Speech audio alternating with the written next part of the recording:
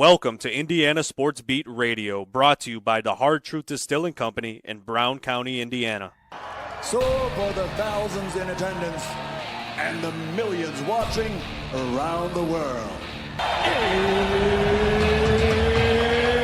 it's time! 3 on the way.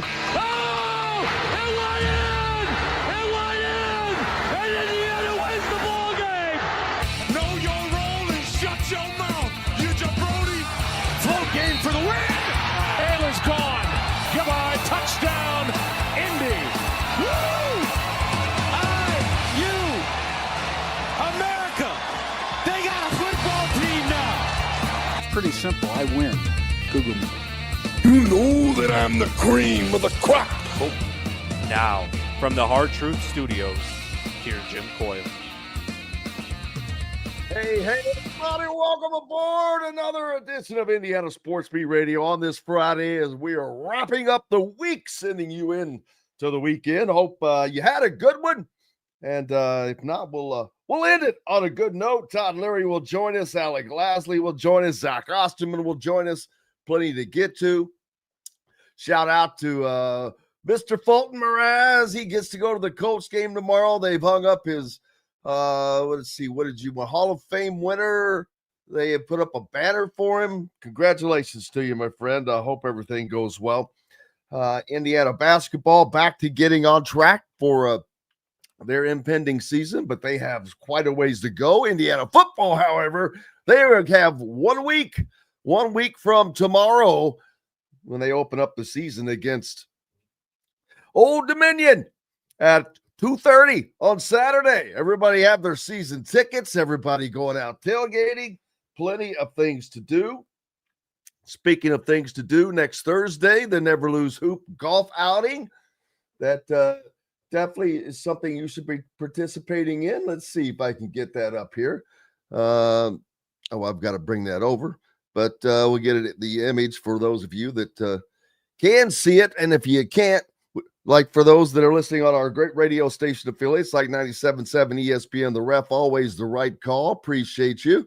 12:30 a.m., 104.7 FM, WJOB, the voice of the region. And, of course, Fort Wayne Sports Station, 1380, The Fan. Keep it locked where you have it. Now, if you happen to be following along on social media, you can and can see us. You can see that the 12th annual Never Lose Hoop golf outing is coming up next Thursday, the 21st. It's at the Golf Club at Eagle Point, right there at the lake in Bloomington. Get registered. Get a foursome. Play as an individual. It's normal pricing, $125 a person. It benefits area families with children that are dealing with cancer. This is the Hulse family. They've been putting this on for quite some time. Anyone needs any information, just reach out to me. I will get it to them. But this is a worthy cause and something that we'd love to see you guys participate in, especially you golfers. Hey, why not? But all right, looking forward to the Todd man. He'll be joining us, and we'll get his thoughts. Even though he did not see the team play, he was kept informed, and he knows the stats. And we'll get his ideas on that. Zach Osterman will join us later. He did see them play. We'll talk to him as well as Alec Lasley as well. So plenty to talk about around, and then whatever you want to bring up as well. It is Friday. I hope it's a happy one. It sounds Cheryl wants me to email something to. Oh yes, the golf information. Absolutely, no problem. We will do that. And anybody else that needs that, just let me know. But football, man, it's around the corner. Like I said, 1 week from Saturday. Got to see some faces you didn't get to see last year. Drew Evans, a year ago, he was on the brink of this kind of energy, and then things went awry with his Achilles injury. Indiana was 9-0. Days from a showdown with Michigan that carried Big Ten title implication. Evans was set to test himself against one of the nation's most feared defensive lines, but that chance did not come. Hopefully it will get it all again this year, and he'll be able to hang in there for the entire season, as Indiana's going to need everything that they have without question. But I don't think they're going to be tested too much for the first 3 games. But now Old Dominion will probably be the biggest test of those first 3 games, ironically. I think they're the best of those 3. Well, Indiana State is not, they've been on hard times football-wise. But then it's going to get real fast, and that's when it gets fun, when the Big Ten season comes about, and especially right at game 1. It's going to be a game that a lot of people are going to be looking at a lot. A lot of people have high hopes for Illinois, and then a lot of people that think that Indiana is not, this is their chance. They're going to Indiana has to win that game to prove some things to certain people. And I think that if they do that, then, wow. Brent caught my attention with that information. But anyway, if Indiana can do that, then they're going to open up some eyes. Brent pointing out the Cincinnati Reds are just a half a game back from a wild card spot. Holy smokes. How in the world did that happen? I mean, I've been out of it a little bit as far as keeping up with the Reds, but holy smokes. Have they gone on a little tear? Ellie De La Cruz coming through. Good for the Reds. Man, that would be something. That would be good for baseball, in my opinion. You need teams like the Reds in the playoffs, man. You just do. They're one of the old guard teams. As I look down over the standings right now, although they are 13 games back in their division, only half a game back of a wild card spot. How funny. But at least they are in the plus category in the run differential, as opposed to the St. Louis Cardinals, who the Cardinals were, man, they were making noise. And now they're 61-61, so they're right at the Mendoza line, but they're 16 games back. Of course, the Milwaukee Brewers, the leader in the clubhouse there, the best record in all of baseball by far. It's not even close. It's not even close. They're 70s. They've won 76 games so far. I think that's like 5 more than anyone else. The Cubbies, who they were making noise, and although they're 68-52, that would put them right at the top of many of the other divisions. Boy, are they trailing by 8 games. Could have 3 teams come out of the Central Division. That would be something. The Dodgers are at 68-53. So the Cubs a half a game difference than the Dodgers over there in the West. How's everybody doing? Everybody got a good Friday going? I hope so. I can't remember if Todd now Zach Osterman, he's a Atlanta fan, and they are not having a great year either. They're 16 games back, but they're 53-68. So not a year for the Braves. The Phillies with Kyle Schwarber, 69-52 as they lead the Eastern Division of the National League. But how about them Reds? Yeah, let's get it on. Daniel, how are you doing, sir? Hope everybody's doing well. Appreciate all the hellos and the shout outs. I do not know any updates on Morris Norris from the Detroit Lions. Nope, none of that. Hope everybody is doing well, though, as we're heading into the weekend. A little warm. What is the full forecast for this weekend? Is it going to be hot like it has been? I thought it was going to drop. Going to hit up to 90 today. It's going to be up in the 90s. Now, next week, looks like around Wednesday, gonna have a temperature break, which that would be perfect for football weather. A little football weather coming in potentially, right on cue. Wouldn't that be nice to get that little drop in, especially on with a Saturday 2:30 afternoon game? Temperatures drop to around the 80s. Man, that would be sweet, and that's a potential. That is definitely a possibility. I'm not trying to get that pulled up as quickly as I can, although today it's going to get up there to 92 degrees. But hey, next Saturday, next Thursday, beginning on Monday, Sunday, 85 for the high. And it's going to be like that the rest of the week, 83, 84, 84, 85, 85 on Friday. So I'll just guess that it'll be something like that on Saturday. Little football weather. Not bad. Cooling off. You've got the and how about, you want to talk about some luck? A lot of us that were down in Puerto Rico for the Indiana basketball, including Puerto Rico,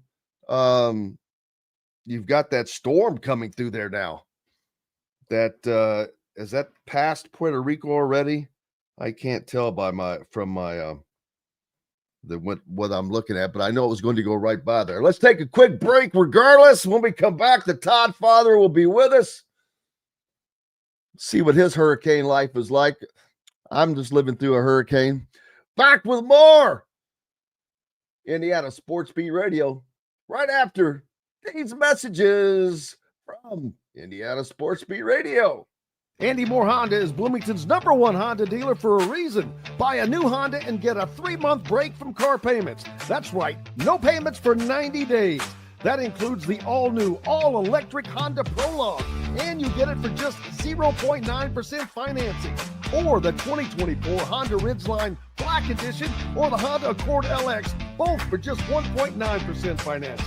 Get more to your door from AndyMooreHonda.com, Bloomington's #1 Honda dealer and your best place for new and used vehicles. If you're looking for a new home in the Indianapolis area, you need Cheryl Sizemore from Brick and Ivy Realty. Cheryl Sizemore has over 2 decades of experience, and that could be the difference in getting the home you want in today's tough housing market. Reach out to Cheryl at CherylSizemooreSells@gmail.com or 317-701-0838. That's 317-701-0838. Let Cheryl Sizemore sell or find your new home today.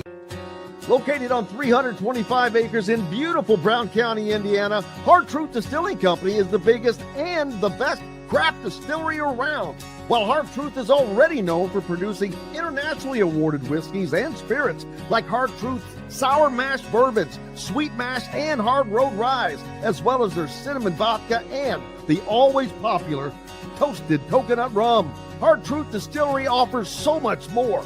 With a full-service restaurant, ATV, and distillery tours, as well as live music, you can spend an entire day at Hard Truth Distillery while making your entire family or group happy.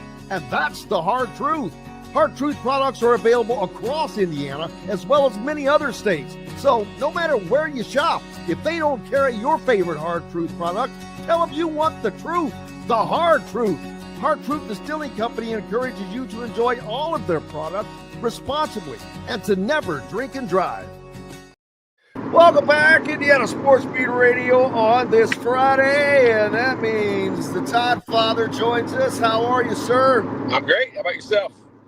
Cannot complain as I'm sitting here looking at my weather radar, and it's not good when you can actually see a hurricane on the radar, and I can actually literally see the hurricane.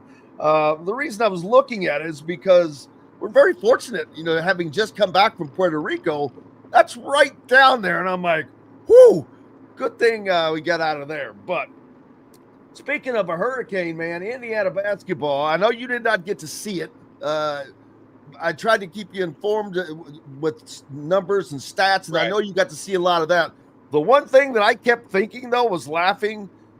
Boy, Todd Leary is going to be happy as hell with these 3-point numbers.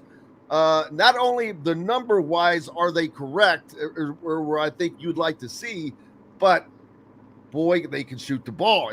They're not just putting the ball up. These are legit shots. These are not just throwing it up just to get a number up there. Everybody that's putting it up can hit that. But this is a team after your own heart, Todd Leary. Yeah, I mean, when you just look at the stats and, some of the clips and videos that were put together, just watching how hard they play, getting to talk to one of the players, like finding out, how attention to detail the coaches are already on little things and holding guys accountable. You're right. I'm excited. It's going to be fun. This is the kind of team that Indiana basketball fans deserve to be able to watch. And it's just hard to say because you don't really know, coming out of that, I think they got everything that they wanted. They got to see themselves play against pretty good competition. How good a competition, we don't know. Like, what would that team finish if they played a whole college basketball season in the Big Ten or, in the SEC? So that we don't know, and they may be great. But they got to build some relationships that, they'll remember that Puerto Rico trip, especially the newer guys, which most of them are. That's one of their first encounters in an Indiana uniform. They'll remember that trip when they're 50. And that's what's cool about it. I heard that they bonded really well, both on and off the court. They had a bunch of fun, always ate together and played a bunch of games, went on the beach and did a bunch of things together. And that, when you're putting a new unit together like they're doing, that's a huge deal. The more of that you can get, especially this early on, the better. And it sounds like that went great. Yeah, we always hear that, they'll tell us anything they want to tell us. Like Sure. We've heard before, oh, this team loves each other, yada, yada, yada. Well, it turned out it was a bunch of crap. But you can always tell. You can always find somebody on the bench that wasn't into it or is not cheering or not with this team, man. I was pretty impressed with a lot of different things, one of which is the togetherness and how everybody was in it together. The diving on the floor for loose balls from big guys, didn't matter who it was, guards, power forwards, didn't matter who it was. They're all doing that. Ian Stevens, when he would get in the game, if he scored, oh man, the team would erupt. So that's all good things that they're paying attention to that stuff. But the coaches are also mindful of that. They're making sure that they're all staying engaged. And they are, but the thing I was probably most impressed was, although it was slow starting both times for them, once they got started, they did not stop. That same effort was there from then until the end of the game. And in the second game, it mattered more because they needed that, because their run got started later. That first game when I say first game, I mean against the Serbs. Right. Boy, you talk about being down, but then winning going away, they just went by them. But even though that was the case, that effort was the same when they were 20 up as it was when they were 20 down. So yeah, and I'm sure one of the important differences. One of the big things that'll be addressed is why did they dig that hole 2 games in a row? And so just playing against a more talented team than the Puerto Rican All-Star team they played first, that it might have been a little smack in the mouth. But then the second time around, you knew who you were playing. You knew what to expect, and you still fell behind. So that'll definitely be something that they'll address. Yes, the fact that they're able to fight back and come back, we've watched Indiana teams for the last several years that have not had the firepower to be able to come back from being 24 down. And so that just puts your defense in a tough spot. But this team not only did it once, they did it twice. So they know they have that capability. That may come back. There may be 1, 2, 3 games during the season that we go back and refer back to that Puerto Rican trip and say, hey, these guys have been in that situation before. They fought back from being down big in the first half, and they know they're capable of doing it. And that's the one thing this may have given them, is the confidence to know that they can do it. There's really no lead that's too big for them to be able to come back from. And that's a big confidence boost to give you. Now the coaches are going to look at the other side of that and be like, hey, let's not get down 20 and have to make a comeback. But, at this point, for what they needed out of that trip, it probably was, hopefully they learned from that situation. And I feel like this coaching staff definitely will make sure that they learn from that scenario. Absolutely. And I understand you probably either you really have to learn or it's really difficult to have that level of play from the get-go to the end. You know better than I can because I watched how hard that they did play. But man,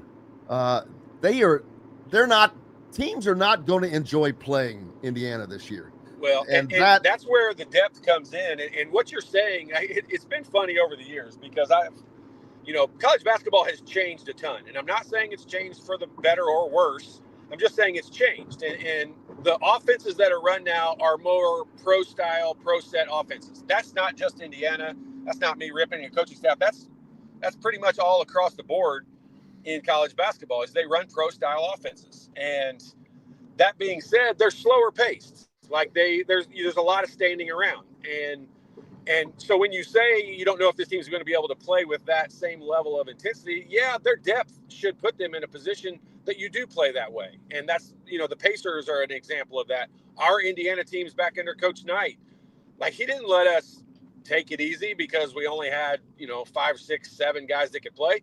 I mean, heck, there was my first couple of years, I was the 9th or 10th man deep on the team, and I still got to play, a decent amount of time. And so you're going to get your opportunities and you're going to get your chances to get out on the court because they are going to play that hard. And he does expect them to play at that high level and that high intensity for 40 minutes. And that'll be something they address for sure. They've got to get off to better starts. Now, we all know they were playing different lineups down there than probably what's going to be played in the Big Ten season. They were giving everybody opportunities as they should at this time of the year. And so, you're trying to get as many minutes as you can with different lineups on the floor and see what's working, see what guys work in different positions better. And they've got a few guys that are flexible in the positions they can play. The coach's son, Tucker DeVries, he could probably play the 4/5 man. He can also probably be a facilitator from the point.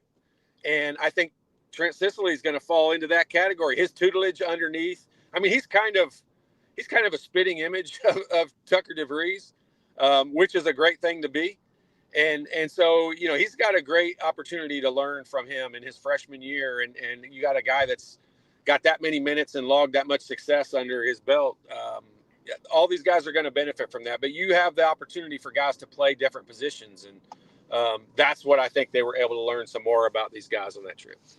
And another thing that I know you're going to love is the defense and how relentless they are. And that's one of the things, they are relentless. It's back when you were playing and there was one guy that just would guard you like his life depends on it. If you're just playing out in the yard, didn't matter. You're like, Jesus, get off me, man. This is that team though. It's the entire across the board. They play as if their life depends on it. And it seems like they love it. Tayton Connerway, he really seems like he loves just sticking to you like Velcro. And all of them. I'm not don't mean to point just him out, but sure. They love being able to get that, and that is what led to everything that they did. When things weren't going well and their slow starts or whatever, once they cranked up that defensive intensity, and man. I remember watching them against Mega, and Mega was like, they had length, they had experience, they could shoot the three, their tall guys could shoot the three. All of a sudden, when that defense started clamping down, they started forcing turnovers, they started getting stops. And once that happened, it was just a snowball effect, and they just kept doing it. And very, very fun to watch. And I don't think they're going to run into a lot of teams that have the length that Mega had at the many positions that they had. So that's going to be a positive for Indiana in that regard. But it's going to be fun. I didn't have a baseline for them because, I hadn't seen them. Right. But now as I've used Purdue as an example because I know probably them as well as any other team in the Big Ten because they've got the same guys they've had for 4 years. Yep. But Indiana will play with that team. Indiana can play or beat that team or lose to them. I'm not saying either way, but playing with that team is going to be right up Indiana's alley. for the players that they have. So it's going to be a fun season for Indiana basketball fans. Yeah, well, I mean, Purdue's going to be probably the baseline that you put them up against, or all teams are going to be compared to them, because that's the one team we do know something about. Because we've seen, I mean, their starting lineup's going to be pretty similar to what it has been the last few seasons. And so, you kind of know what they do, and that was kind of Coach Knight's philosophy, and it became Coach Katie's philosophy too. Like, what we're going to do. We're just going to do it better than you can stop it. And, that's one of the things about the defense for Indiana that you mentioned. A lot of people don't think it deep enough to understand. Like, you can get just as much momentum on defense as you can on offense. Like, when you start making shots, you get in the zone, and, it can go in from anywhere, and everything you do works out and all that. Like, defense is very similar. Like, when your rotations are good and you're feeling good about yourself, and when they feed off of each other, when you make a shot offensively on the offensive end, or get a big rebound or do something, and then you come down the defensive end, like it's a little more pep in your step. Like, when you're in rotation and in the right spots, and it, like, as a player, whether you were late getting there, whether you didn't rotate, whether you missed the rotation, those things. Like, sometimes watching the game film afterwards, we might have had a big win, and, there'll be a play coming up. And as a player, you're sitting there going, oh man, I'm getting ready to get blasted, because, you didn't rotate in time. And one of the things I heard from one of the players down there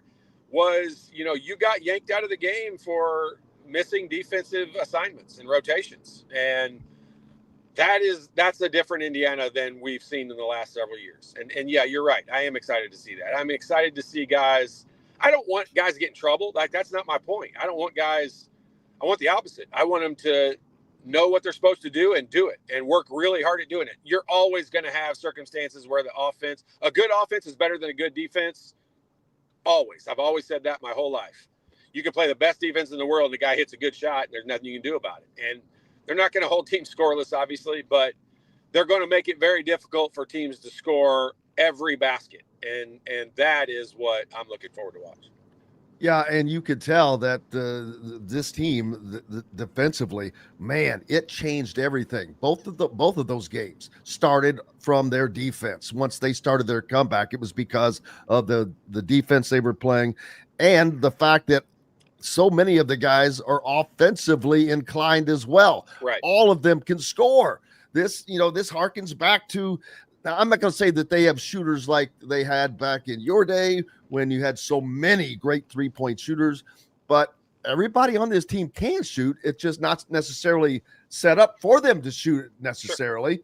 Sure. It depends on the situation, but Lamar Wilkerson, man, he's another dangerous dude.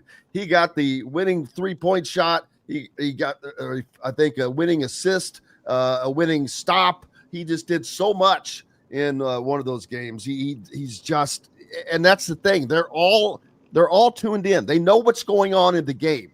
They know where they are. They know where the team is. They know what's what. That is of uber importance as well. Well, and that is one of the benefits.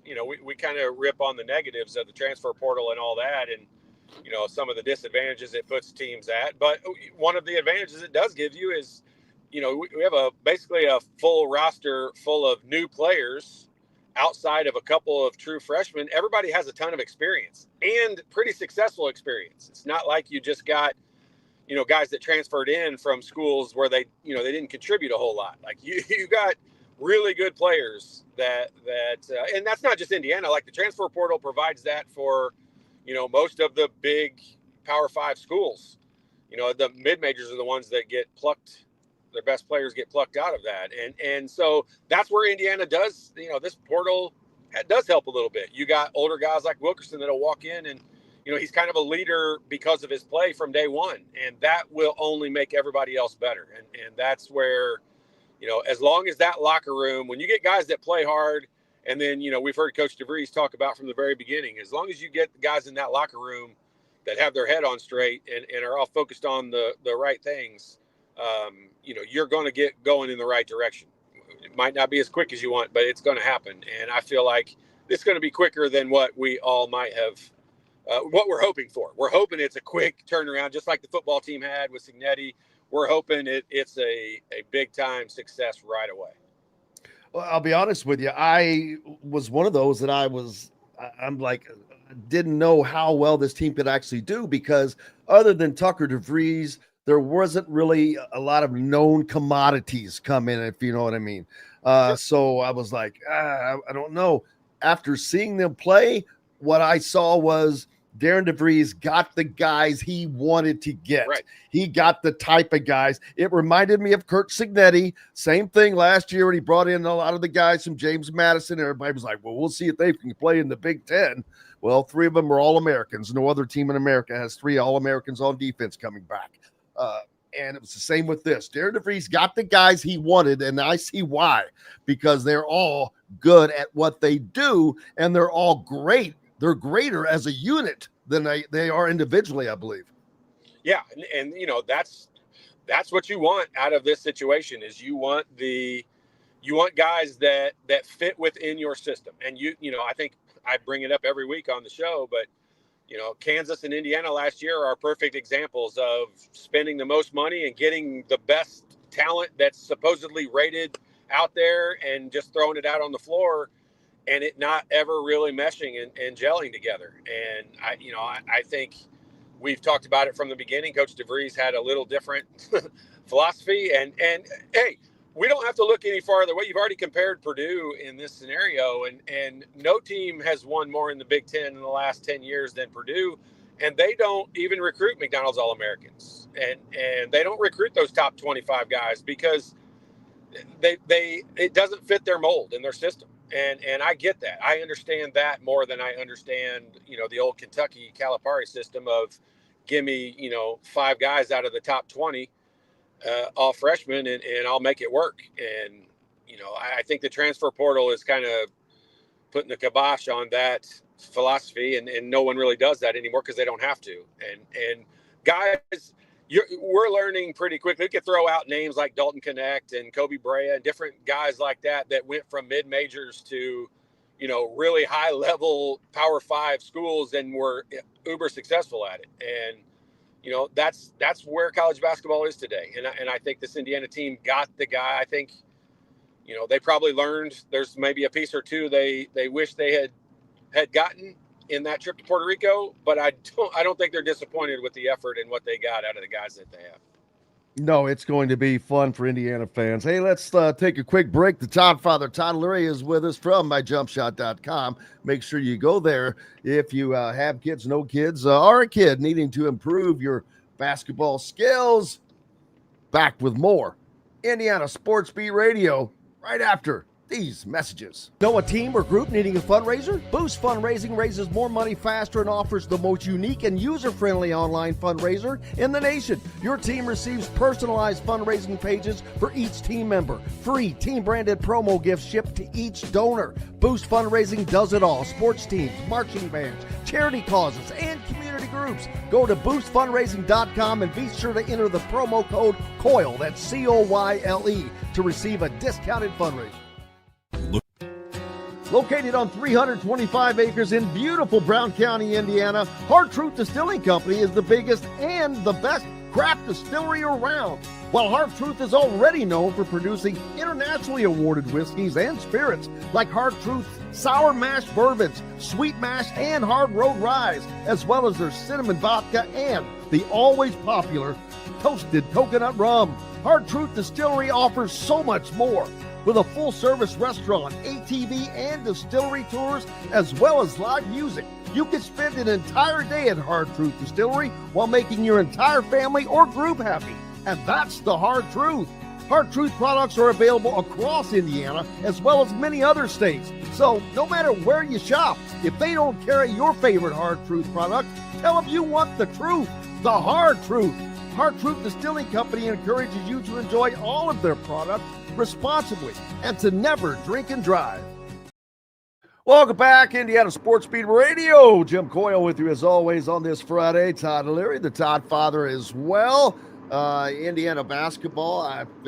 We're only 2 weeks away from football, by the way, Todd Leary. Kickoff on Saturday for the Hoosiers. 2 weeks from Saturday. I mistakenly said 1 week earlier. Thanks, Rufo. August 30th against Old Dominion. So we got that going for us next, because basketball is still 3 months away. They still have 3 months of practice, and which is a great positive, because I think of what I saw with that team in Puerto Rico, and then to stop and think, now they've got 3 more months of working on that. Yeah. That is a good thing for IU fans and a scary thing for IU opponents, because they're going to be a team to be reckoned with. I don't know where they're going to. I see them. I've elevated. Like I said, I had very little expectation, but they're going to be competing in the upper level of the Big Ten. I'm not saying they're going to win the Big Ten, but I don't know who's going to do what, because everything always changes. Illinois has got a team full of Eastern Europeans now. We know what Purdue has. We know kind of what Michigan has. They've kind of, secured Michigan and Purdue, 2 of the teams looked at as the favorites. But, in this day and age, we don't know. And Indiana's a perfect example of that. I don't really know where they're going to end up as far as the top, but I know that they're going to compete without question. But where, how well, I don't know. Yeah, first off, on the football thing 2 weeks from now, thank goodness. I mean, as sports watching on TV junkie, it is this part of the summer is rough. Thank goodness I golf so much, so I can kill time, because I can't wait for football season to start. And how exciting, like, being Indiana fans, like, we couldn't be more excited about what the product is we're going to see. And that's just, I can't even wait. Like, 2 weeks seems like a long time. It's like waiting for Christmas 2 weeks from now. But from the basketball standpoint, the one thing that I am pretty surprised at, and don't care because the rankings don't really mean a whole lot at this point, but I'm surprised Indiana hasn't gotten more clout or been ranked a little higher because of Tucker DeVries. Like, I think his injury last year almost put him under the radar a little bit again, because 2 years ago, that dude was, when he played at Drake under his dad, he was unstoppable. I remember watching them in their conference tournament a couple years ago, and I sat on my couch and said, boy, I would love to have that dude and his dad at Indiana. Promise you, I said that 2 years ago. And then when they went to West Virginia, I just obviously thought it would never happen, and luckily it worked out the way it was supposed to. But yeah, I'm surprised Indiana's not a little bit higher ranked than what they are, but I'm also, I don't blame people that aren't Indiana fans to rank them that way, because they've not earned it. They've not put themselves in that position. I'm just surprised they're not giving the Tucker DeVries. He's one of the best gets out of the whole transfer portal. Maybe it's a little different because his dad it's a given that he's going to go follow his dad. So maybe it's not like you won a recruiting battle with him, but I'm surprised Indiana isn't ranked a little higher just because of him, because he's one of the best gets in the whole transfer portal all across the country. Yeah, I guess it's just because it's still such an unknown, and especially nowadays, things are so unknown, and with so many, with all new players, that makes it even that much more of a quote unquote gamble for people. All you got to do is look at Indiana football. We know what the hell they're bringing back, and they're still, in my opinion, being slighted against certain teams. Everyone has Illinois ranked higher than Indiana, this, that, and the other thing. And I know what Indiana football has. There's a real good way to knock that ranking out of this gate right off the bat, because you're going to play them right away. Yeah, that'll change on September 20th. Exactly. So you'll find out. Like, the rankings don't mean a lot. Like, it gets proven every year. And hey, you know what? I don't blame them for that. I don't blame them thinking the Indiana thing last year was a fluke. That's fine. Like, let's just go prove it. And that's the fun part of sports and being an athlete and all that, is when people doubt you, the guys who step up, and that's when they play their best. Those are the guys that are fun teammates to have. And that's what our old Indiana teams were. When we were doubted, that's when we played our best. And Coach Knight, we got all the love in the world from everybody across the nation. Coach Knight was the one who had to doubt us most of the time, and that's why he did that. And we learned why that happened, and it worked to our benefit. in the long run. So I understand where that's coming from. I don't mind that Indiana is being slighted both in football and basketball, because until you go out and put it out on the floor, I'm not willing to stand up yet and say you guys are all wrong. But I love the fact that we have the opportunity to go prove it. Yeah, and it's going to be a fun Big Ten season basketball-wise, because we don't know right now. It's going to kind of lay out in front of us as it plays out, which is actually more fun, to be honest with you. Not knowing, instead of knowing, well, this team's going to do this and this team's going to do that. It's going to be, let's see who does what. And different teams are going to come together in different ways, whether they weld together or not. Indiana is a team that has to bring the guys together, but Illinois is as well, as they have a lot of new guys playing. I'll tell you somebody else I was impressed with, besides Trent Sisley as a freshman. He played very, very well. He has really gained a lot of strength and confidence in his play. Alexa Ristic, for someone who has been there very little time, he was able to step in and play and effectively play for this team in Puerto Rico. Yeah, I mean, hey, the more opportunities these guys get to be on the floor together, the better. And I think that was the goal going into the trip. I think we talked about that before they went to Puerto Rico, and just getting, you're going to have guys like, I'll go back and use Lawrence Funderburk back from my days. Lawrence Funderburk could have not practiced at all, and you could have thrown him on the floor with us, and trust me, we would have found a way to make it work out with him. Like, he was just that talented. He was never tired. He's never a guy that was out of shape. Like, he's just like, there's just certain guys you can just plug in and they're going to play well no matter what. And, nobody's that way. And so, yeah, it's good that they were able to have guys that maybe haven't been there all that long, or definitely haven't played that long together, come in and make impact right away. And that's, that's what is tough about having 3 more months. But I know the coaches look at it, that 3 months will fly by. Like, it might not for us as fans, but for the coaches and the players, that 3 months will fly by, especially once football season starts. And, every weekend, you're gearing up and looking forward to, I can remember those practices when we would practice early on a Saturday morning and then go to the football games, or, go home and watch football games on TV. And that time flies by. And once school starts, you got everybody new, basically, outside some walk-ons that,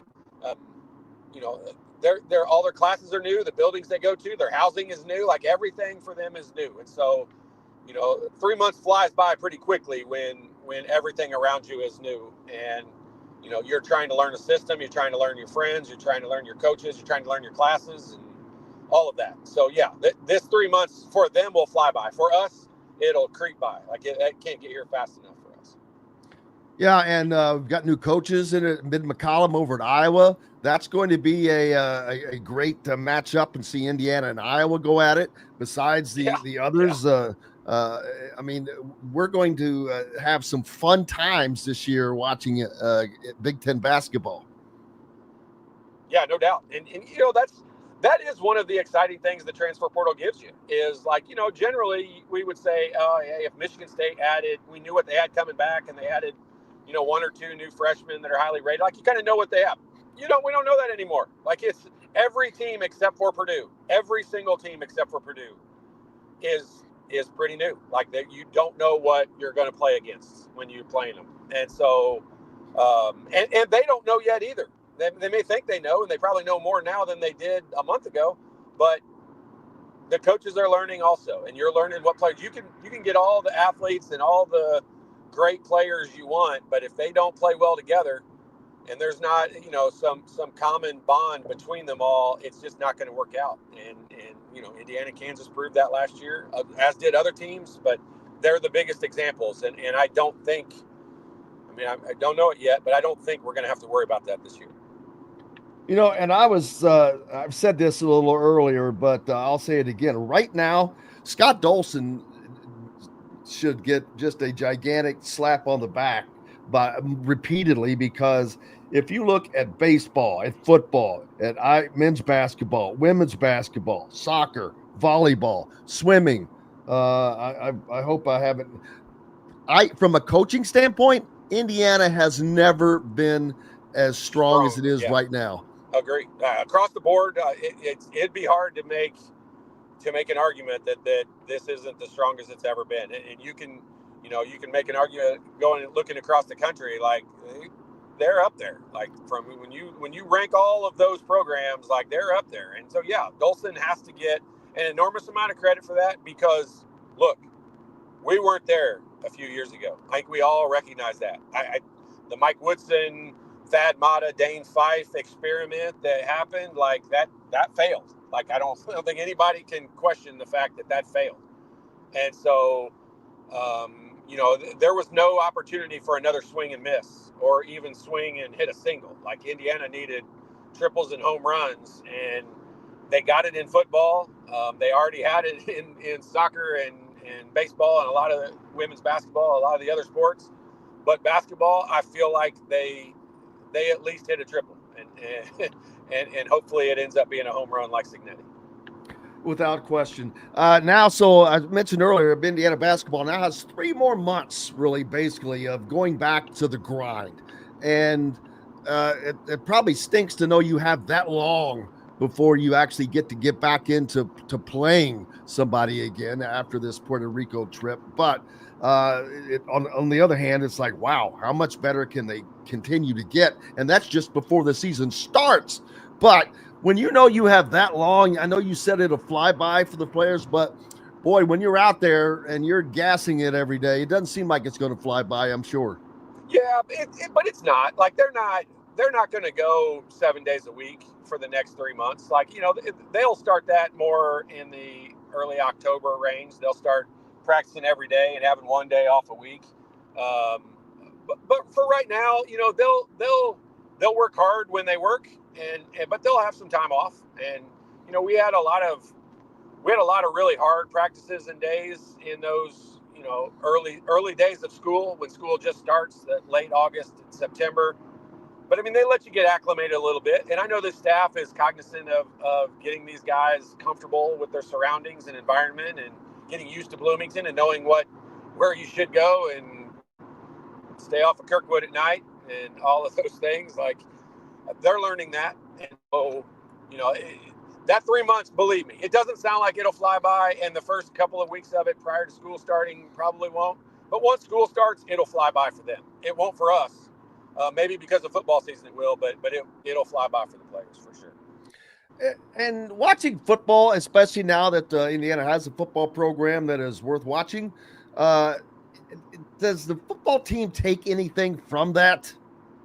Being a part of that, watching it? I don't think so. I mean, when you say that, you mean like Indiana's football team, or you mean the basketball team? Yeah, I mean just being a part of the Saturday afternoons and things like that, not necessarily their culture or anything. I just mean watching them and being a student, being a regular student. Yeah, I mean, look, when you're an athlete like that, like, I think you spend less time, or I know we used to, less time worrying about what everybody else said and thought and did.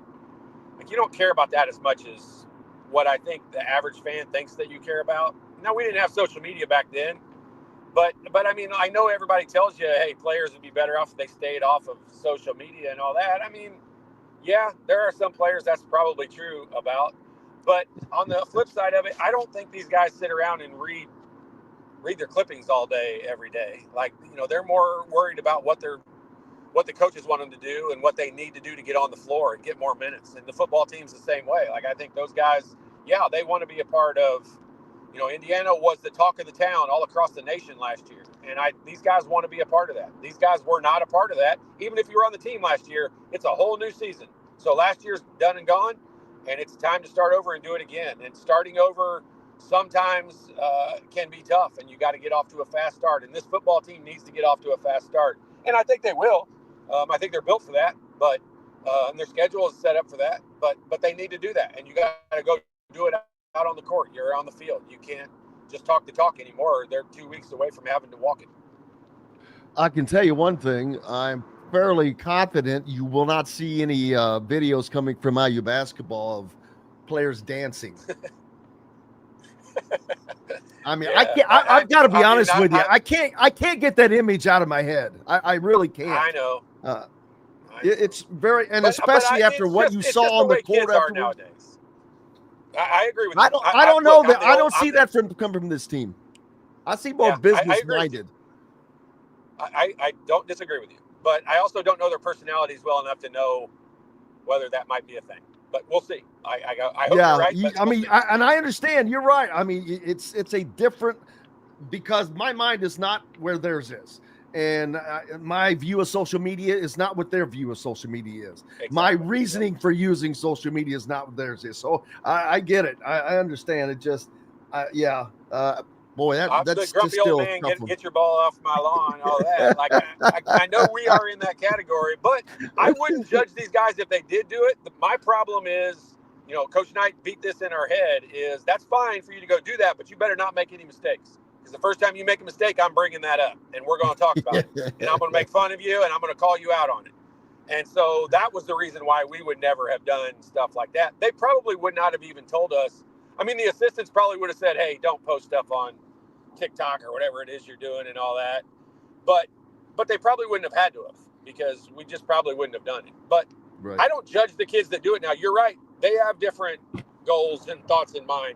And they are trying to brand themselves. They are trying to make money. They make money off of how many people watch that TikTok video. So it's almost hard to blame them for doing it. But I don't disagree with you. I don't know that we'll see that out of this group. Well, we'll certainly find out, brother. I hope you have a great weekend ahead of you. And there's going to be some great weather coming next week. So, yeah, could be nice. Awesome. Can't wait. Appreciate you, my friend. Make sure you go to myjumpshot.com. For those of you are a kid, know a kid, have kids, need the improvement on their basketball skills, you know the guy to do it. Todd Leary. Appreciate you, my friend. Thanks, boss. See you. We shall see you. Hey, more coming up. Zach Osterman joins us next. Indiana Sports Beat Radio rolls on. If you're looking for a new home in the Indianapolis area, you need Cheryl Sizemore from Brick and Ivy Realty. Cheryl Sizemore has over 2 decades of experience, and that could be the difference in getting the home you want in today's tough housing market. Reach out to Cheryl at CherylSizemore@gmail.com or 317-701-0838. That's 317-701-0838. Let Cheryl Sizemore sell or find your new home today. Located on 325 acres in beautiful Brown County, Indiana, Hard Truth Distilling Company is the biggest and the best craft distillery around. While Hard Truth is already known for producing internationally awarded whiskeys and spirits like Hard Truth Sour Mash Bourbons, Sweet Mash, and Hard Road Rye, as well as their cinnamon vodka and the always popular Toasted Coconut Rum. Hard Truth Distillery offers so much more. With a full-service restaurant, ATV, and distillery tours, as well as live music, you can spend an entire day at Hard Truth Distillery while making your entire family or group happy. And that's the Hard Truth. Hard Truth products are available across Indiana, as well as many other states. So, no matter where you shop, if they don't carry your favorite Hard Truth product, tell them you want the truth, the Hard Truth. Hard Truth Distilling Company encourages you to enjoy all of their products responsibly and to never drink and drive. When it comes to apparel and promotions, FreeThink has you covered, literally, whether it's 24 or 200 shirts for sports leagues, businesses, or groups. FreeThink Apparel and Promotions can also create your very own merchandising store. FreeThink Apparel and Promotions did it for Indiana Sports Beat Radio, and they can do it for you.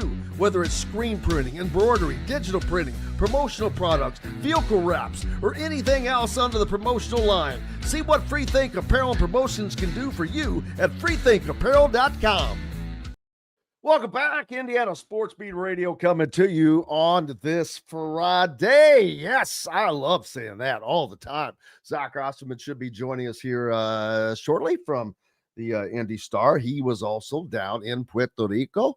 So looking forward to talking to him as well. So because very few people got to see that. I wish people would have gotten to see it because of, man, the very first game of the 3, I don't really talk about. It was it was not really tough competition. The Serbs, they were a legit team, and but to see them get down the way they did, 44-21, and to never even blink an eye, and to not only come back, but to come back with a vengeance. And it was like a tsunami. They just roared past the mega super bet. But Zach Osterman, the IU insider for the Indy Star, joins us now. And Zach, you were in Puerto Rico as well, one of the few of us down there, and a few people that got to see those games. For those that didn't, I've been telling people that, man, I was just really impressed with how a team that has been together such a short time was able to play so well together and to really put it together when they had to. Yeah, is this where I'm allowed to mention your Saturday night not getting to tip off quite the what the Uber driver let you down, wasn't it? Oh, well, that was the first. Was that the Saturday one or the first one or the one? I can't remember. I thought you said there was one where your Uber driver got mixed up on which. Well, the wrong arena got put in to go to where we were going. There were more than I expected down there. I mean, it's basketball's a big deal, but Uber does us all dirty once in a while, Jim. Well, and then ultimately, though, it was my fault. I don't know how that one got punched in because I knew where I was going, but I think I had previously looked it up to see it, and it got hit by mistake. And these were the Roberto Coliseum and the Guillermo Aguno Coliseum were different locations, and man, does it make a freaking difference time-wise when you're trying to get around. So, but it was a great trip for the fans, and I expect the fans that got to go, they had to absolutely love this because of the access that they had around players and coaches and such a unique experience. But this is also a unique team because Darren DeVries is a guy that he is just down to earth as can be. But when he's on the floor, I can tell he's a competitive dude. You can see his competitive juices come out. And it was just an all around great trip for that program. Yeah, I mean, I was among those that at least got the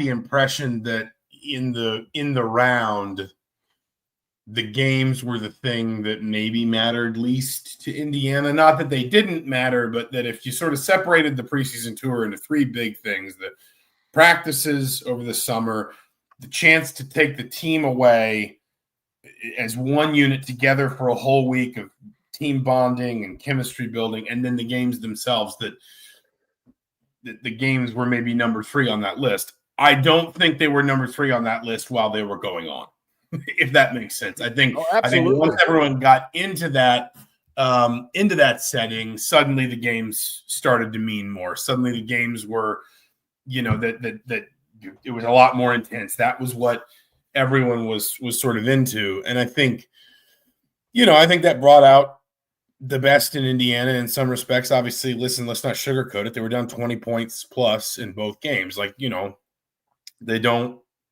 You get credit for the comeback, but you also have to answer for why you needed the comeback. But if you're Darren DeVries, if nothing else, you certainly say that's why we play a team like that. That's why when we go on these tours, we make sure that we're playing competition that's going to push us, that's going to stress test us, and is going to give us a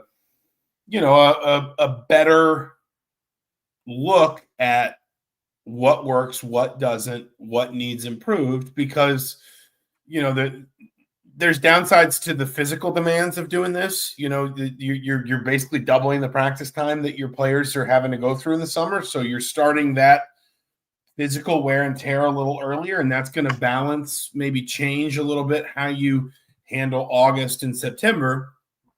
The flip side is Darren DeVries now has 26 practices or whatever it is that he can start planning for, that he's got 120 minutes of film, at least 80 of those, and I'm not trying to be mean, but at least 80 of those that he will consider quality minutes of film that he can use to inform how he builds out his preseason, what he tries to do with different players.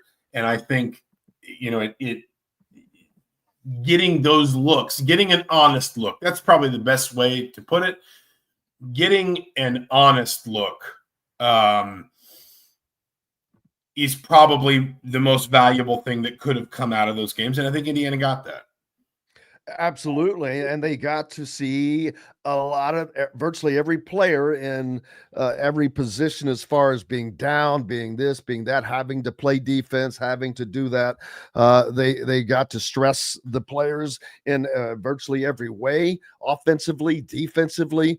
And it was fun to see how they responded. It was fun to watch how Darren DeVries coached, how his very, very easygoing demeanor is not to be taken as that's how he is on the court, because he's a competitive guy. You can see he competes out there and he wants his team competing all the time. I think that's one of the things that Indiana fans are going to notice, that they don't let up much. Maybe in the beginning, again, like you said, they got down. So there's a reason why they were down both times by 20 points. Now, they were playing a decent team. They weren't playing Joe Schmoes, as opposed to that first game, which was a little more than an all-star game of sorts for a lower level. But this Serb team was pretty good. They've got some pretty good talent on there. And but it was just fun watching an Indiana group of guys go, and to see them playing for each other as much as they seem to be doing as a group. Yeah, I mean, again, I think a lot of that is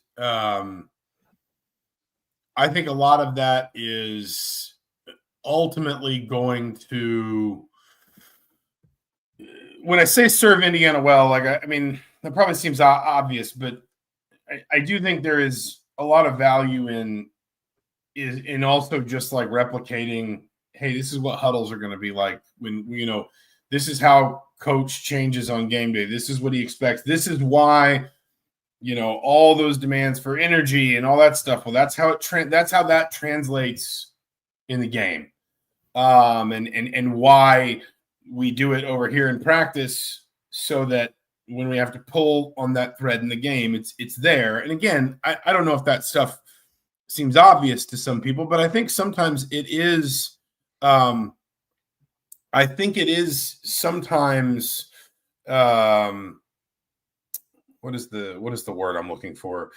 It is sometimes easy to disconnect things, and you know, this is an experienced team. It's obviously not experienced together, but it is an experienced team. And, you know, maybe we should give some of these guys, maybe I should give some of these guys more credit to be able to sort of make those connections of, hey, the reason we're doing this in practice is because this is how it translates into a game.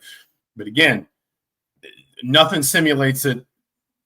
Nothing simulates the real thing, if you know what I'm saying. And, for Indiana to be able to pull back on that when the time comes, I think is going to be very, very important. Because listen, this is at the end of the day, this is a team that is going to get Marquette in Chicago. It's going to get Kansas State at home. It's got to play Louisville and Indy. It's got to go to Kentucky. There's going to be 2 Big Ten games before Christmas. By the time we get to the new year, Indiana's already going to have played 6 of the 24 meaningful games on its schedule.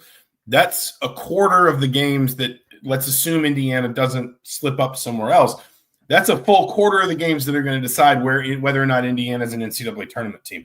They can't afford to ease their way into the season. And so, they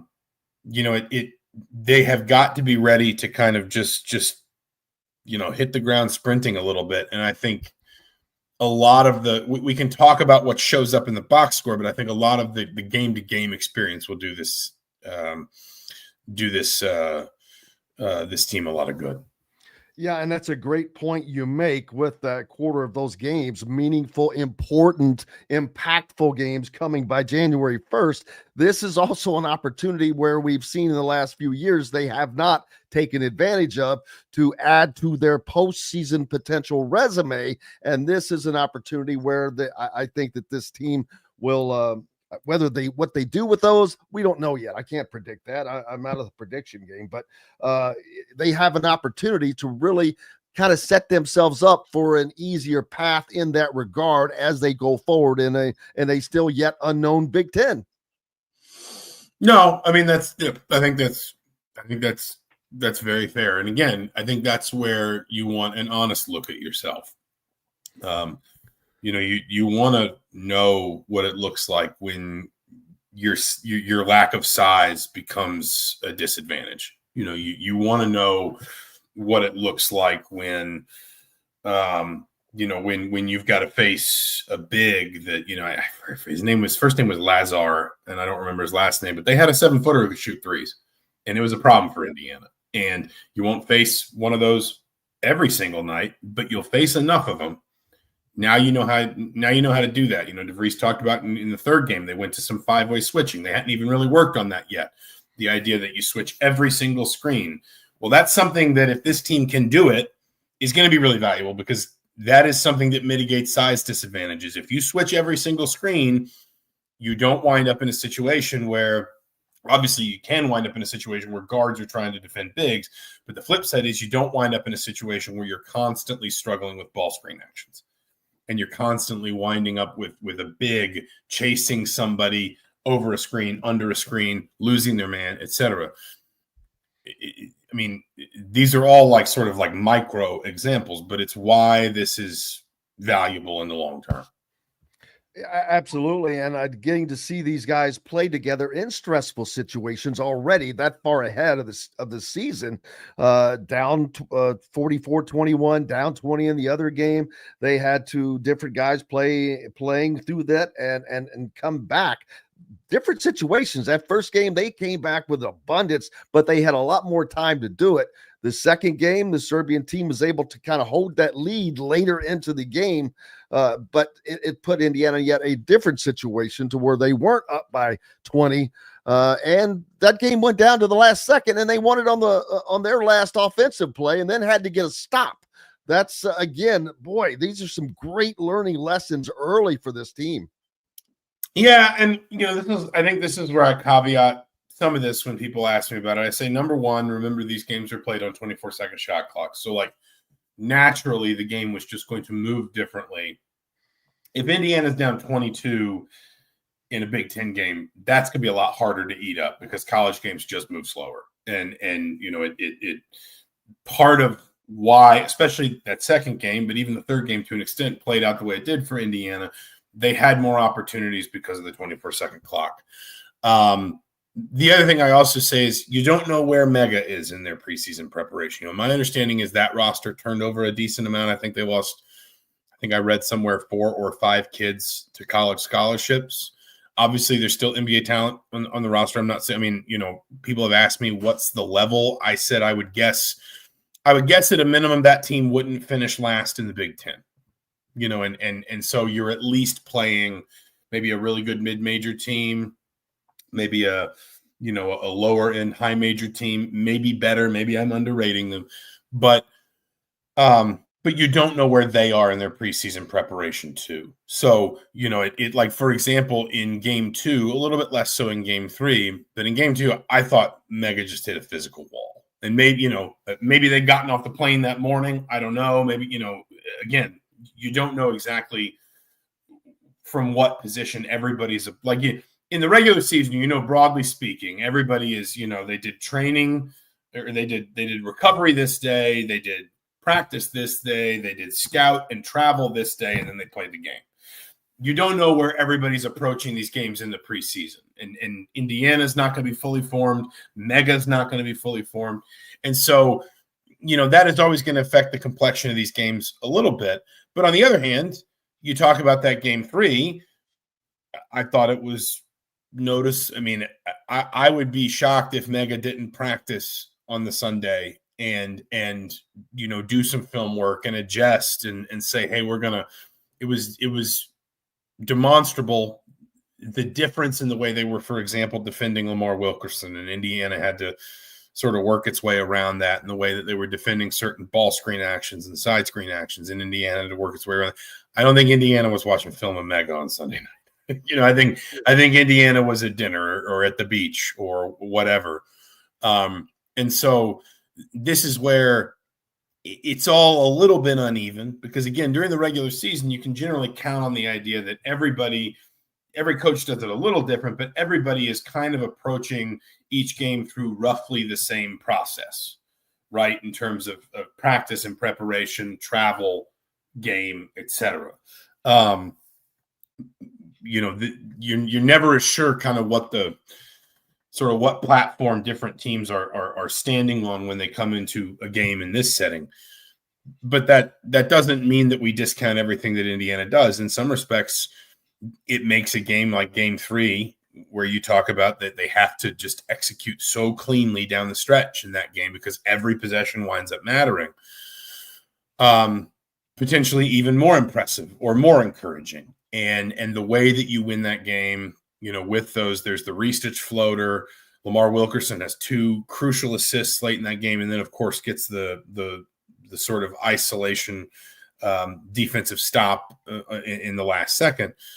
In some ways that makes that even more impressive, frankly, and becomes an even more sort of valuable, fill in your cliche, feather in the cap, whatever for the trip, use whatever cliche you want. Yeah, the one thing that I was impressed by in Indiana in that final game was that the fact that they were doing all those other things. They were going out and doing all the events each day and whatever the case, where that would not be this case during the season. You're not going to be out on a beach or out on a boat or out on these things the day before a game or whatever it is. They were ziplining, whatever they were all doing, which was great team bonding things. But those are just things that they wouldn't be doing, but yet they were able to get it back and kind of get it on in gear. But it's going to be interesting to see them once they get to the actual season, because you mentioned some of the teams are going to play early on, and these are no joke, man. Kentucky with Mark Pope in his second year, Pat Kelsey in his second year at Louisville. And it's going to be an opportunity for them to you go into Rupp Arena. These guys as a group have never been in an environment quite like that. I'm pretty certain from where they've come from. But by the same token, they've not been in the environment of an assembly hall, what it's going to be like. So it's just it's just fun to think about what's to look forward for that team. Yeah. I mean, that's why I said at the top, I suspect Indiana, they will have wanted to win the games. And in the moment, I think they were all very invested in the idea of winning the games. I just don't think that was something that, they weren't going to compromise the other stuff they were doing on the tour for that. It was as much the opportunity to take that team. I mean, I said this to somebody yesterday, like, we tend to treat athletes like they're normal college kids. And in some respects they are. But like some of these guys are already like 22, 23 years old. Some of them have kids. Like it's not necessarily as simple as, and that's not a value judgment at all. Please understand. Like it's what I'm trying to say is it's not necessarily as simple as like, hey, let's all go out for lunch after practice. Like guys may have responsibilities they have to go take care of somewhere else. You're not always throughout the season just organically, especially with a team this old, where a number of these guys are already, maybe they're already engaged or married. Maybe they've, like whatever it might be. They might have commitments other than just basketball. And then you couple in, of course, the NIL stuff and the commitments that they're going to have there. And what if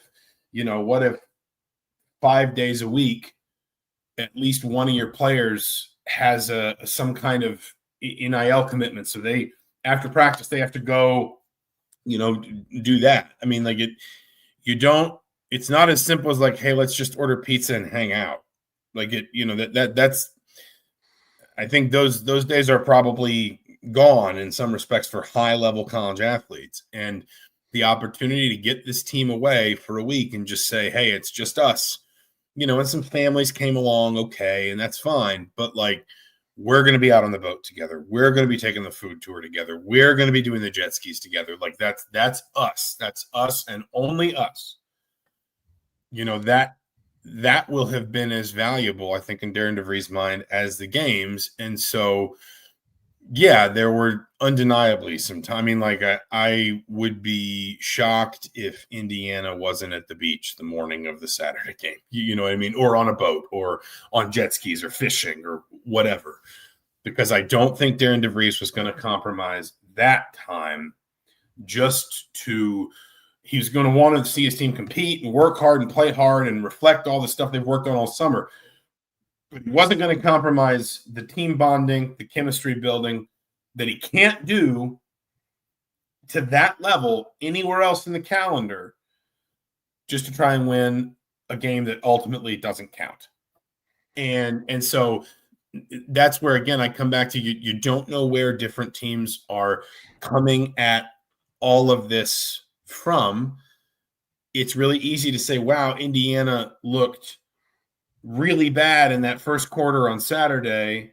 It's really easy to say, wow, Mega just completely hit a wall in the third quarter on Saturday.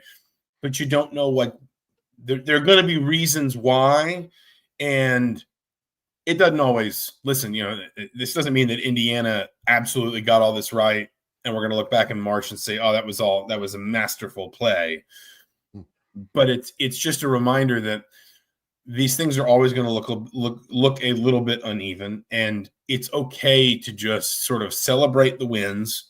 And I mean that like the physical win, but then also the wins of like, wow, he looks good, or he's clearly adjusted to college or whatever, and don't sweat the concerns too much, recognizing that there is still a lot of runway between Indiana today and a game that matters. And I think that's sort of, I think, where I land on these tours. And listen, when you come back 3-0, that means there's no weird headlines, there's no whatever. Sure, obviously Indiana shouldn't be worrying about that anyway. But I don't think Darren DeVries, if Indiana, put it this way, if Indiana can't execute that sequence in the last 2-3 minutes of game 3 and they lose that game, I don't think Darren DeVries is getting on that plane thinking, oh God, now I'm gonna be sleepless nights for the next 2 months. I think he will have seen that trip as successful before tip-off on Monday morning, and I can understand why.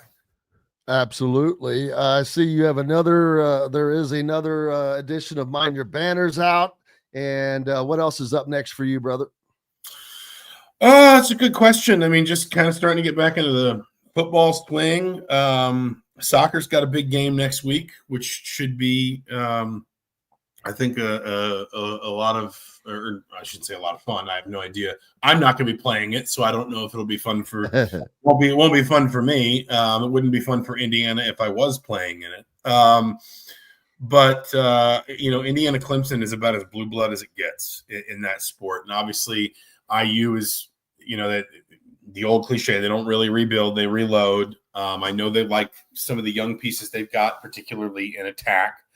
And so that'll be kind of an interesting kickoff to the season. And then, man, I mean, we're 15 days from football. I mean, there's going to be some next weekend, but we are going to be at football season proper before we know it.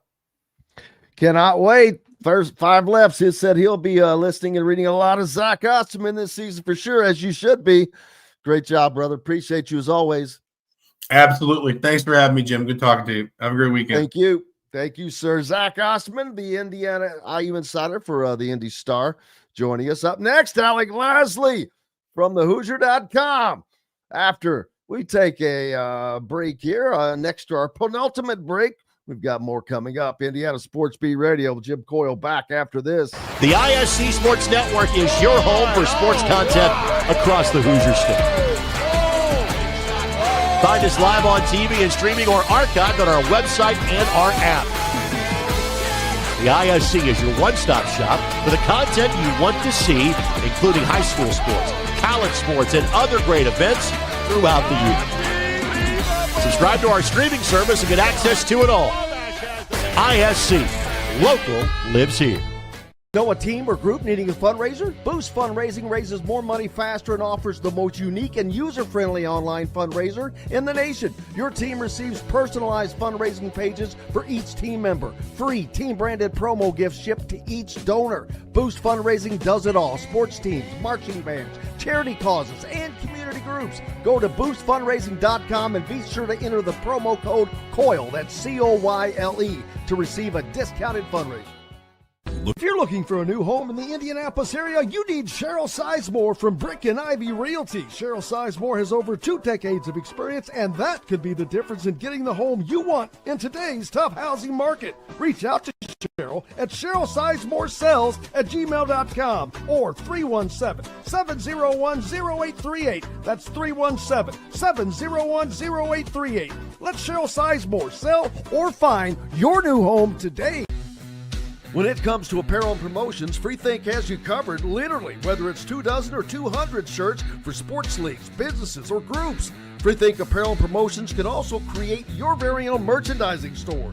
Freethink Apparel and Promotions did it for Indiana Sports Beat Radio, and they can do it for you. Whether it's screen printing, embroidery, digital printing, promotional products, vehicle wraps, or anything else under the promotional line. See what Freethink Apparel and Promotions can do for you at freethinkapparel.com.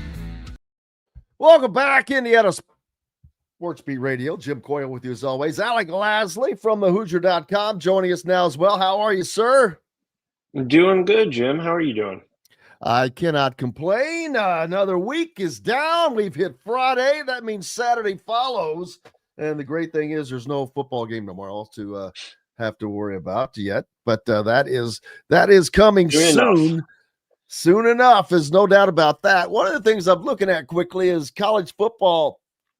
Indiana is one of the teams that looking to, some people believe, will have one of the biggest regressions this year. And I'm just still wondering why people are so enamored with this. It is blowing my mind. No, I mean, it is, right? It's the fact that, last year was probably a fluke for a lot of people outside of, the Indiana program, outside of the fan base, that they saw what obviously Indiana did for the first year in program history, right? And they only want to kind of rest on the Ohio State game and the Notre Dame game in the first half, typically, right, for those two performances. But when you look at the whole season from start to finish, you look at, again, the offseason that they had last year, the offseason that they had this year, all the players who do still return from last year, and I think the upgrades at a lot of key positions, especially at quarterback, and that's saying a lot from a guy who finished top 10 in the Heisman voting. But you bring in a better quarterback from day one here, in Fernando Mendoza, and it's difficult to see any of that kind of regression. I think the regression kind of question probably comes from the fact of, will they make the college football playoff again? And I think that's the one kind of outlying potential result. I think even if they don't make it, right, which is difficult to do back-to-back years regardless, but, let's say they don't make it, I don't think there's going to be any sort of true regression, right? I think you still look at this team and you still see probably 9 wins, right? I think their win total's at 8.5, and I think that's a very good spot to be. I think there's, a couple games that can flip that script. They obviously the Illinois and the Iowa games are the two that you look at probably the most. They could at this point, right, go either which way. And then not that I would really say these 2 games could go either way, but I think you circle 2 games later in the season of Michigan State and Wisconsin as potential just games that Indiana still needs to be up for, because I think that Wisconsin game is right after Penn State and right before Purdue, right? So that's a weird little trap game. It's the final home game of the season. And that's why I kind of circled that one. Wisconsin, obviously, not a team that I think a lot of people are expecting to do really, really great things, but still a lot of question marks around that team. And Luke Fickell's on the hot seat. Exactly. And then you look at Michigan State, that's homecoming weekend for Indiana. Obviously, a lot of hype around that weekend, but who knows what happens. Michigan State is also a team that, has a lot of young returning talent, second-year head coach. So we'll see what happens there. But I think, obviously, you look at Illinois and Iowa, just like everyone else. And those are the two games that if you come out there 2-0, I think you really look then at a potential college football playoff, regardless, right, of potentially what happens with Oregon, Penn State, as long as they, put W's next to those other games that they should. Absolutely. And they just had some great news, of course, with Lewis Moore getting a temporary restraining order against the NCAA, although a final decision is supposed to come on the 27th, which will come the week of Indiana's first game on a Wednesday. And I'm not an attorney, and I'm not going to lie. I mean, obviously that's a known fact, but I have a hard time thinking they're going to lose this. Yeah, I mean, I think, what was it, Tuesday, I think it was, or Wednesday at this point, right? That was a critical decision, and at least putting Indiana on the right side of things. I think this was this kind of came up out of nowhere over the last couple of weeks, right? I mean, he's been practicing ever since he got back on campus in the spring, did stuff obviously in the summer, has been practicing for the majority of the part here in the fall. So I think it, surprised a lot of people when that report initially came out. And then obviously going through the last, week and a half of updates there. But yeah, Wednesday's update was definitely beneficial, I think, from Indiana's perspective. If they didn't get that, obviously that would have been very much uphill sledding. And I think now a lot, I would say, has to probably go wrong for him not to get that eligibility left. And I mean, you look at his case versus a lot of other cases, and it makes sense why he should be eligible. He's only played 3 years. Obviously, the junior college year was also involved when he had COVID and redshirted then his initial year. So, he's only played 3 true college football seasons. And when you look at the cases out there, a lot of guys getting 6 years, a lot of guys getting even 7 years. It doesn't seem like this one should be too difficult to give him. It's not like he's asking for, a second kind of rotation through college here. It's also not like he's transferred to, 4 or 5 different schools. Obviously, started at the Power 4 level here with Indiana, then went to Ole Miss and then back to Indiana. But outside of that, a lot of guys start at the JUCO ranks or the Division II ranks and transfer up or transfer to different programs there. So that kind of initial start shouldn't be held against him. So it seems like an open and shut case, right, when you look at it from the outside, but we know the NCAA has no open and shut cases, so you never know what's going to happen here.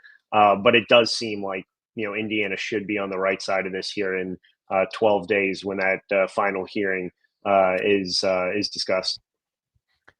And this is not going to make or break Indiana's season, don't get me wrong, although their defense is pretty daggone good. This adds a piece to it. It adds depth to it, if nothing else. But it's not going to make or break the season, to my knowledge. No, absolutely not. I mean, Indiana's done a good job solidifying not only that defense, but specifically the secondary too, right? They brought in a lot of different pieces that are now, not only fighting for starting position, but also fighting to stay in the rotation. So it shouldn't be a huge negative if Indiana doesn't win that case. But again, by all regards, it does seem like Indiana should come out on top there. Yeah, that's always a good thing that you want to do, as the season is only 2 weeks away, as a matter of fact. I don't know. Did he miss much practice at all? I can't remember. Lewis Moore, no, he's been on the field for the majority of both from the spring, summer, and then now in the fall. So that's why when this stuff did pop up again about 3-ish weeks ago, it really kind of took everyone by surprise, because he was on the field and there was no real thought that this would even be in question, because again, it's not like he's trying to get his 6th year or 7th year or even 5th year, right? I mean, he's done pretty much everything by the book when it comes to what should be deemed as an eligible season.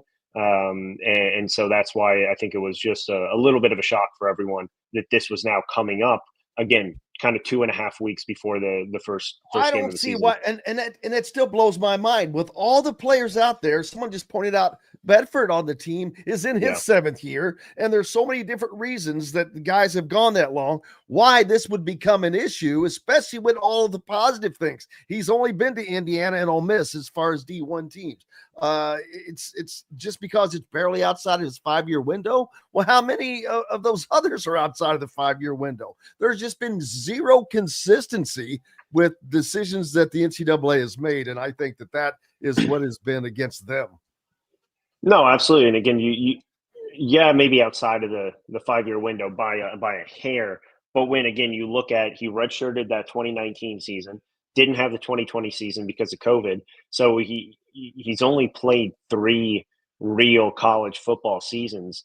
And I think, the case is against the Vanderbilt quarterback, right, who has pretty much had a similar type career in terms of years to Lewis Moore and to a lot of other guys. But this is the one case that a lot of people keep going back to.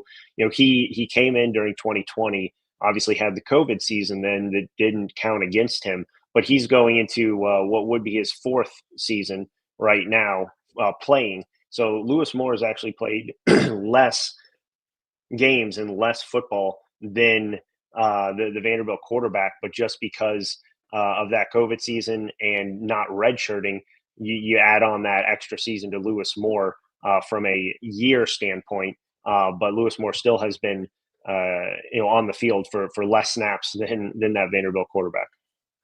It's looking like just a great upcoming year for Indiana athletics. Soccer starts out, as Zach mentioned, against Clemson. You've got IU football, which we have our expectations for. IU basketball, which the expectations are just that they're going to be a good competitive team for a baseline. Although I think those expectations will rise once people start to see this team and see them play, and once they achieve some things. But it's pretty positive for IU athletics for fans going into this season. No, it is. I mean, I think we talked about this even back in March and in April and in May too, right? The expectations are around the football program this year, which is the first time in years, probably ever, right, that this has really happened. And a lot of people have kind of put basketball on the back burner, and I think that's not only a good thing for this basketball program, but I think it's a good thing for the football team too, right? I mean, fill as many seats as you can in football and have a fantastic year once again. Be surrounded by multiple other very, very talented programs on campus, specifically soccer, right, that you just mentioned. But obviously have still the expectations that this Indiana basketball team, after this Puerto Rico trip, I think the excitement's a little bit higher maybe than what it was going in. Granted, a lot of people weren't able to truly see what this team was like, but I still think reading the reports or seeing some of the highlights, a lot of the fans now are starting to get back into that basketball gear and really get excited about the season because of the factors that we've talked about for 4 or 5 months now, which is this team's always going to play hard. They're always going to compete, and they're never going to, in my opinion, get run out of the gym.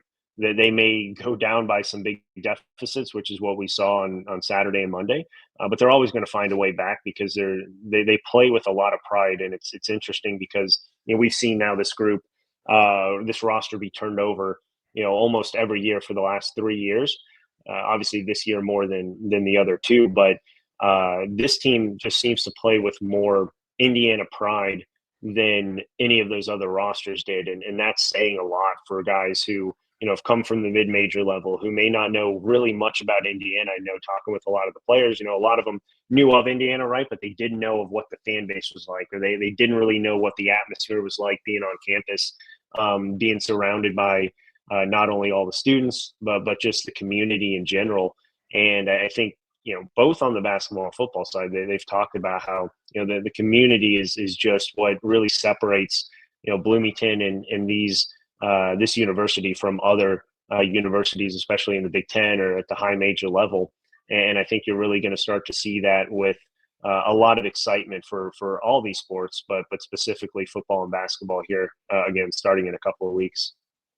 Absolutely. As the football season is just rolling around the corner, man, and looking forward to it. But also Michigan fans, I don't think they're concerned because not much is probably going to happen, but they're waiting to hear what is going to go down with the Spygate finale. Sharon Moore, will he be suspended for more than the 2 games that Michigan has said, hey, we'll take a 2-game suspension. Of course you will. You've got probably 3 that you could do, and this would be what, the 3rd year in a row a coach has had a suspension for Michigan football. With Harbaugh and then Sherrod. Didn't Sherrod Moore have something? Yeah, it's crazy. If not 4th, right? Yeah, because I think it started before the. Yeah, maybe it was a practice before the thing national or something. championship. It was a practice. Yeah, there has never been a going more on every year, penalized, consecutively penalized team than Michigan football right now. No, absolutely. Every year it's been, a different coach or a different part of the program, right? But we'll, hopefully, I think everyone's kind of over it, right? It's not going to really impact anything moving forward. It's not going to impact anything that's already happened. I think, this is kind of a moot point unless there's some major decision that is put in punishment put down on the program, which I just don't see happening. So it's at least it should be, right? Knock on wood, at least put past us. And we can all move forward from a college football standpoint, because it's been a negative story that's been kind of hanging over all of college football for, as we just said, 3, 4, 5 years almost. So I think everyone's kind of ready to move on from this one. And plus, it's the NCAA. What can they do? There's not much that they can't. They're an old dog with no teeth, man. Yes, that's a good way to put it. I mean, they like to bark a lot and then never actually do anything. So it's and that's why I think it's this repeating cycle of the same thing where everyone knows what's going to happen for the most part, right? In these specific cases, which is the NCAA just dragging this out, and nothing ends up happening, or they just get some probation, lose some scholarships, nothing that really impacts the program. So that's why I think, again, for this to continue to be dragged on for this long is disappointing, but also just almost an annoyance from the college football kind of fan perspective, because everyone knows nothing's really going to happen to Michigan. Yeah, or at least I'd really be very surprised if anything was. What can they do? To be honest, just like you said, right? It's the NCAA. You never know. You never know what they may want to do. But it just seems like they can't do anything. So who knows what's going to happen? But right, it's at noon or 1 o'clock the punishment, the press conference that they'll have. So I'm sure everyone will be at least somewhat tuned in to see what's going on. Yeah, looking forward to it as just getting this season started and just getting past all the crap. Get down to playing, man. Get down to making it happen. We know what we expect of Indiana.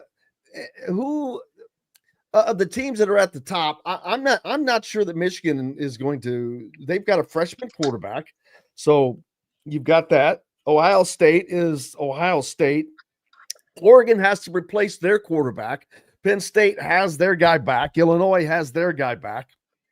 Indiana replaced their quarterback. Iowa has a new quarterback.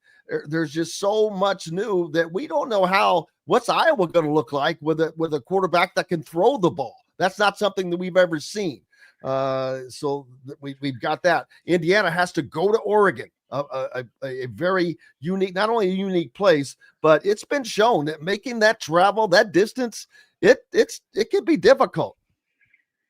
No, absolutely. I mean, I think again the top 3, right, by all accounts, and I think you even can put it into a top 2 and then a very kind of minor distinction, but then maybe a 1B. But I think Ohio State, Penn State, right, are going to be the top 2 once again.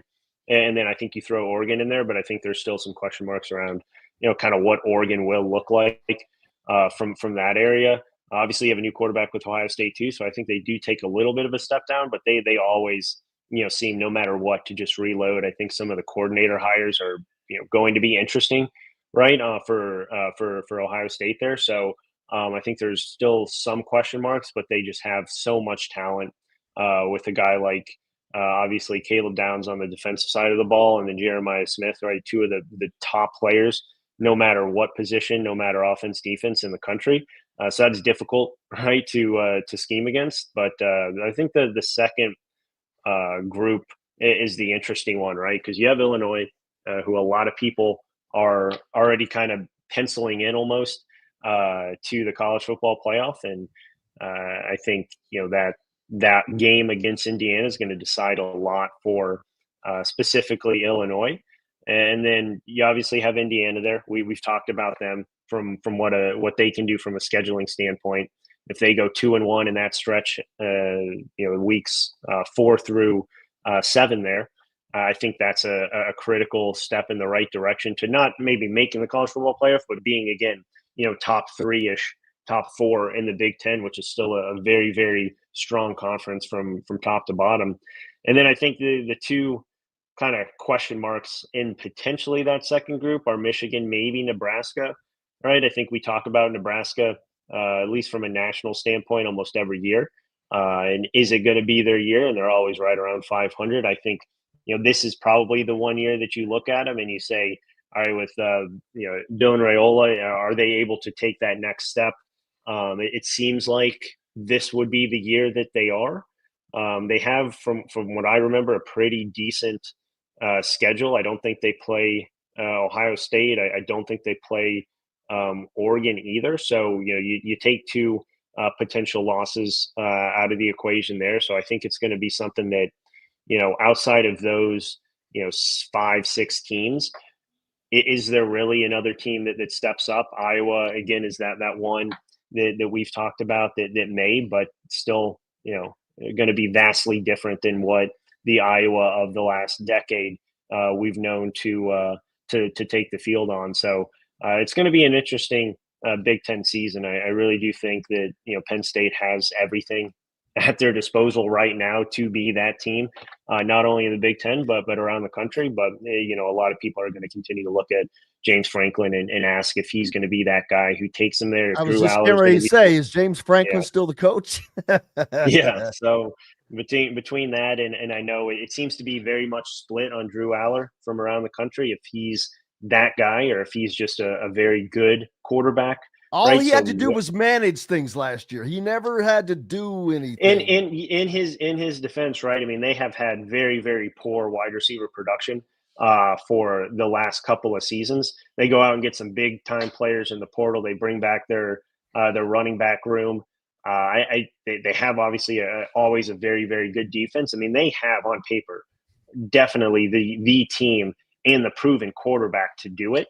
It's just a matter of if Drew Aller is going to be able to, I think, elevate that offense from potentially being a game manager to making those big time throws, which I think you kind of look at maybe Will Howard last year, right? He did a lot of, I think, from time to time kind of managing the game, but when they needed him, he always stepped up for the majority of that season in big time games, and then obviously in the playoffs. But I think you can potentially see something like that where they're not going to have to rely on him to make, to throw for 300 plus yards or to make the big time throw every single game. He's already proven that he's going to limit the amount of turnovers, right? He's shown that in his first couple of seasons. So you're not really worried with that, but it's going to be if they fall behind early in a critical game, right, against Ohio State or against Oregon or whomever, whether it's in the Big Ten championship or in the college football playoff, is he going to be able to make those critical throws and make those big time deep ball throws that you really haven't seen from him consistently enough up to this point? So I think that's the biggest question for Penn State is just how much they can rely on the big playability potentially from Drew Aller. And if he rises to the occasion, I think they're just too good surrounding him to not be there at the end of the season. What, in your estimation, what is it that people are not seeing about this Indiana football team? Because from my viewpoint, they are a better team. The offense is better. The offensive line has been improved. The quarterback, there is definitely no drop off, and it could be better. I don't know. I've yet to see the decision-making from Fernando Mendoza. But as far as talent, I know he has the talent to throw the ball deep and do other things. The running backs room seems to be a little bit better. There's no drop off at all in the wide receivers room, as Indiana has one of the best in the Big Ten and not the country. Defensively, one of, if not the only team with 3 All-Americans on defense alone returning. I don't understand, just because the schedule was ramped up a little bit, why so many people think that there's going to be such a drop off. Yeah, I mean, I think it's just, it's Indiana, right? I mean, that's the one thing people aren't ready to say after one, very, very stellar year, are not ready to say that this team is, up there in a now a consistent top 25, top 20, top 15 type program. And I think a little bit of that is understandable. I mean, this is a program that, every time there's been a little bit of publicity around them heading into a season, they've always faltered. And now, granted, that's a much different program now than what it was even, 2 years ago. So and it's a different era. Yeah. And there's a lot of differences, but I just don't think people are ready. And I don't think it matters, right? I mean, I think you have the right coach to be able to say, I don't really, give a crap what anyone else says, because, I know what my team's going to do. I know my system works. I know my scheme works. I know my players are going to perform. So it really doesn't matter. And I think in this day and age, not a lot of teams that get a lot of the publicity to start the year in the same spot. So I think it's going to be interesting, right? Without question. My only question is, do they have to win one of the road games to be taken seriously by everybody? I mean, absolutely, right? I mean, that was the biggest thing last year, is when they did beat anyone, right? And they, the 2 big games were Ohio State and Notre Dame, both on the road, and didn't show up for. I think you absolutely have to. And I think, again, you circle that Iowa game, which doesn't matter how good Iowa is. That is one of the more difficult places to play in the country, especially in the Big Ten. And that's going to be a very, very good game, a very good expected Iowa team that could be potentially ranked at that time. So what would be a heck of a kind of 1-2 start in Big Ten play if Indiana is able to get Illinois, Iowa back-to-back. What is up next for you and the Hoosier.com? Yeah, obviously full steam ahead now into football season. We got about week and a half off from a basketball perspective. All the players after the Puerto Rico trip went home, not to Bloomington, went to their respective homes, got some time off before the semester starts at the end of August. So a lot obviously is the focus around Old Dominion, getting into the season. Obviously looking at what Indiana has to do from a Big Ten perspective to potentially be in that conversation at the end of the year, which we've obviously stressed numerous times. And obviously looking into a very, very busy fall then for Indiana basketball from a visits perspective that starts at the end of this month with Tate Kinney getting things going. Looking forward to it, man. Looking forward to it. Make sure you go to the Hoosier.com. What all comes with that subscription? There's all kinds of great things, man. Yeah, you get it's $1 for your first week. You get a free year, then a complimentary year of The Athletic, which is obviously a great site with a lot of really good content over there. But you get the ability to look at all the different message boards. You get national content from both of our basketball and football insiders at On3 and everything that comes with it. So no better time to do it than obviously kind of gearing up for football season here. Absolutely. It's rolling around. Alec Lasley from the Hoosier.com. Thank you, my friend. I appreciate it, Jim. Have a good one. Absolutely. You as well. We've got more coming up from Indiana Sports Beat Radio. Jim Coyle and I will be back with more after these messages. Andy Moore Honda is Bloomington's #1 Honda dealer for a reason. Buy a new Honda and get a 3-month break from car payments. That's right. No payments for 90 days. That includes the all-new, all-electric Honda Prologue, and you get it for just 0.9% financing, or the 2024 Honda Ridgeline Black Edition, or the Honda Accord LX, both for just 1.9% financing. Get more to your door from AndyMooreHonda.com, Bloomington's #1 Honda dealer and your best place for new and used vehicles. If you're looking for a new home in the Indianapolis area, you need Cheryl Sizemore from Brick and Ivy Realty. Cheryl Sizemore has over 2 decades of experience, and that could be the difference in getting the home you want in today's tough housing market. Reach out to Cheryl at CherylSizemooreSells@gmail.com or 317-701-0838. That's 317-701-0838. Let Cheryl Sizemore sell or find your new home today. Located on 325 acres in beautiful Brown County, Indiana, Hard Truth Distilling Company is the biggest and the best craft distillery around. While Hard Truth is already known for producing internationally awarded whiskeys and spirits like Hard Truth Sour Mash Bourbons, Sweet Mash, and Hard Road Ryes, as well as their cinnamon vodka and the always popular Toasted Coconut Rum. Hard Truth Distillery offers so much more. With a full-service restaurant, ATV, and distillery tours, as well as live music, you can spend an entire day at Hard Truth Distillery while making your entire family or group happy. And that's the Hard Truth. Hard Truth products are available across Indiana, as well as many other states. So no matter where you shop, if they don't carry your favorite Hard Truth product, tell them you want the truth, the Hard Truth. Hard Truth Distilling Company encourages you to enjoy all of their products responsibly and to never drink and drive. Welcome back, Indiana Sports Beat Radio on this Friday. Thank you so much for joining us. And before I forget, don't forget, just about 6 days left before the 12th annual Never Lose Hoop golf outing at the Golf Club at Eagle Point, benefiting area families with children dealing with cancer. So great cause. The Hulse family has been putting this on for a dozen years now. Come out, play. You can be a sponsor, a whole sponsor, or whatever you want to be. But playing in the event is the best way. And you can reach out to, as you see the information on your screen, or just reach out to me and I'll get it to you. Just go to events.golfstatus.com and you'll be able to find Never Lose Hoop. Man, it's another fun day as always. A big thanks to everybody. Todd Leary, who stopped by as usual, Zach Osterman, the IU Insider from the Indy Star, and Alec Lasley from the Hoosier.com. In addition to each and every one of you, of course, we can't do it without you and would never dream of doing it without you.